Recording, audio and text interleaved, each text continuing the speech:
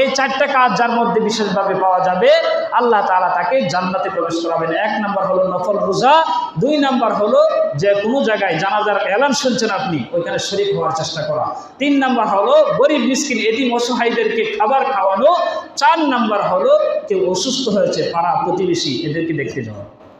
হযরতে আবু হুরায়রা রাদিয়াল্লাহু তাআলা আনহু বলেন, একদিন রাসূল করিম সাল্লাল্লাহু আলাইহি ওয়াসাল্লাম সাহাবায়ে কেরামকে সম্বোধন করে বললেন, মান আসবাহা মিনকুমুল ইয়াওমা সাইমান, তোমাদের মধ্যে আজকে কে রোজা রেখেছো, নফল রোজা কে রেখেছো?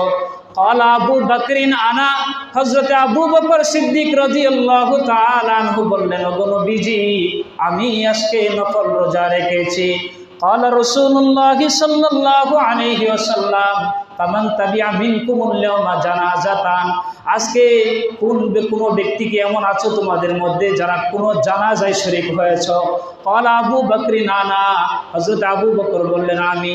1 নম্বর হলো রোজা রেখেছে হযরত আবু বকর, 2 নম্বর হলো কে জানাজায় শরীক হয়েছে, হযরত আবু বকর বলেন আমি।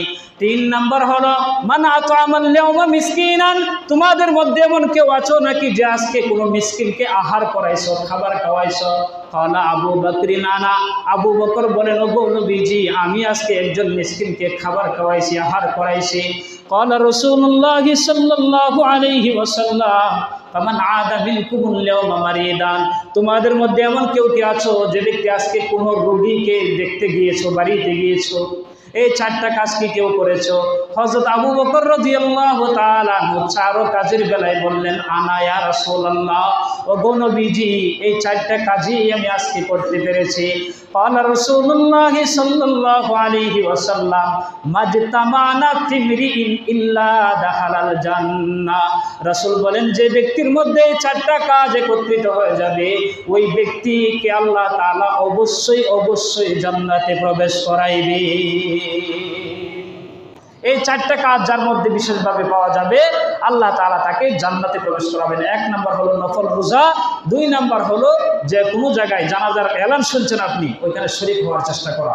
3 নম্বর হলো গরিব মিসকিন এতিম অসহায়দেরকে খাবার খাওয়ানো। 4 নম্বর হলো কেউ অসুস্থ হয়েছে, পাড়া প্রতিবেশী এদেরকে দেখতে যাওয়া। এই কথা বললে আমাদের উপরেও একটা আপত্তি আসে, হুজুর এলাকাতে তো অনেকে অসুস্থ হয়, আপনারা তো জানেন। আমরা যাইনি, এটার মধ্যে আবার বিশেষ কিছু কারণও আছে। আজকে একজন ধনী মানুষ অসুস্থ হইল, আমি গেলাম দেখতে আমার হুজুরদেরকে নিয়ে।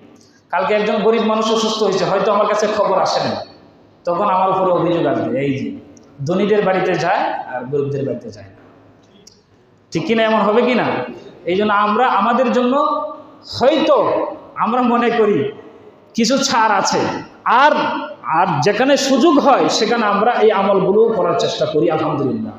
এই জন্য এই 4টা আমল বিশেষভাবে করার চেষ্টা করব। আপনি একজন রোগী দেখতে গেলে আপনার কি অনেক টাকা পয়সা খরচ হয়ে যাবে?